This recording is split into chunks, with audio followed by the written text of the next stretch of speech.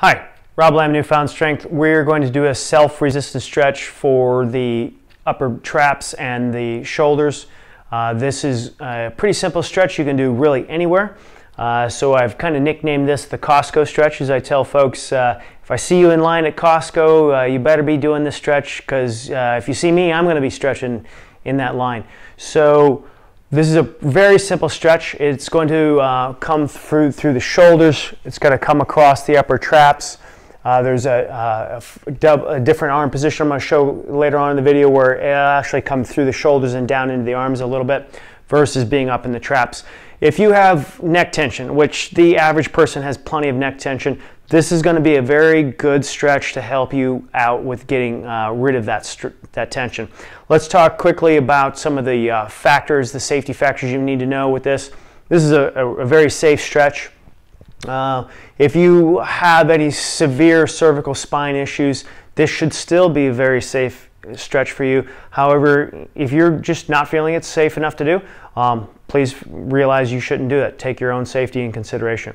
However, speed at which we move is going to be slow. The slower you move, the more you can assess what's happening in the moment, and you can always stop if you feel like something uncomfortable is coming.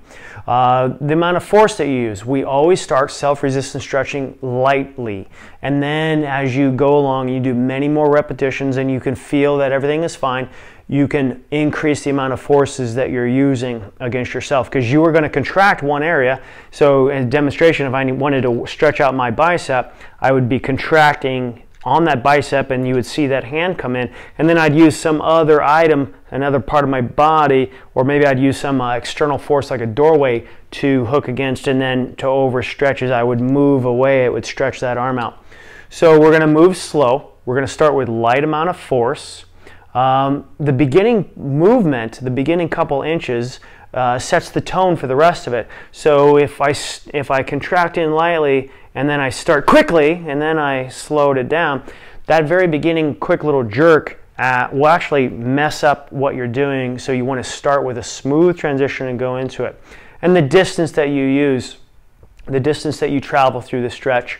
Again, if you're going slow, you might notice that you need to stop before you got to what you thought was or you know is the end range of the motion.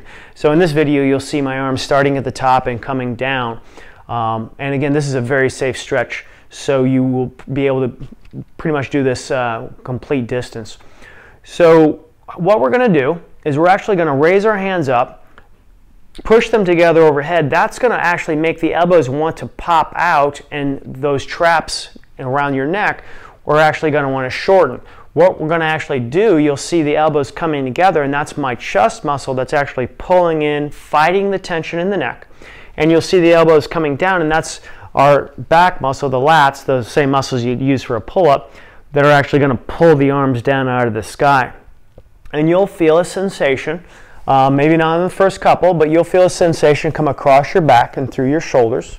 So let's get to it. It's a really simple video, very, very simple stretch. So I'm going to bring the arms up. How high up? We need the elbows about eyebrow high, right? We're not going to lock them out. We're not going to do that. We're going to start here, and I'm going to push my hands together lightly, and then I'm going to be pulling my elbows in and bringing them down, all the way down, as far down as they'll go. I'm still pushing my hands together.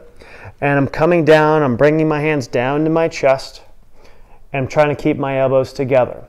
Now, a lot of people in the beginning, you'll push your hands together, you'll try to get your elbows together, and they won't move anywhere in toward your face. As you saw my elbows come together, and you'll come down, and you might feel stuck down here. That's fine, that's a good way to start. You're going to always just do what you can do.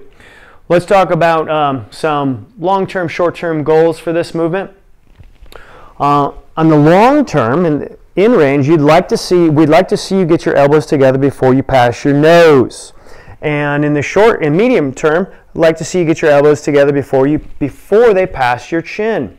In the short term, hopefully they'll get together before you get down to your chest, and then you're going to keep them together all the way down into here. Let's look at the head position from the side. So the head, a lot of people are in a lot of forward head posture, and we'd have to work on the sternocleidomastoid and loosen that up. Right now you're going to do the best you can just to gently pull your head back without leaning backwards. We're going to bring the arms up. We're going to push those hands together lightly in the beginning and more firmly the more repetitions you do. And with those forearms, notice that the forearms are vertical right now. That's the beginning position. And we're pulling those elbows together, pulling them down, but the hands are being pushed together, and we're coming down. The head did not move around the hands, right? There's no side-to-side movement, and we're not leaning back. So that's a great stretch. You're going to feel it work through here to give you a stretching sensation. You might feel like it just feels like work to you, but that is a stretch going through those upper traps and through your shoulders. I had mentioned that there was a way to get the stretching sensation from your shoulders down into your arms. And so we're going to take that starting position, bring those elbows up above the eyebrows, and instead of having vertical forearms, we're going to extend the forearms out.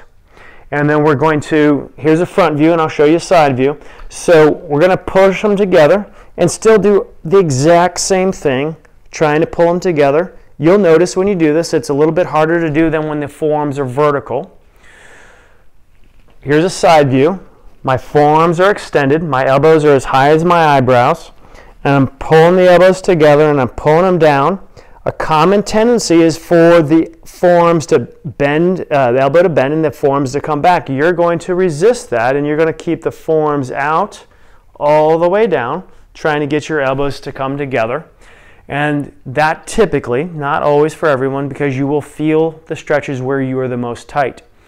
But typically when the forearms go further out, the stretch goes from the shoulder, through the shoulder, and into the side of the arm, coming through the medial delt head, comes right down into here. So this has been a video on self-resistant stretching for the upper traps and through the shoulders. You can find me at Newfound Strength Fitness. That's my website. Please look me up. You'll find some more videos, and as well as this one you found on YouTube. If you have some inquiries or want some help, please reach out to me, newfoundstrengthfitness@gmail.com, and be glad to help you out with what you're doing. Be safe, be healthy, be happy.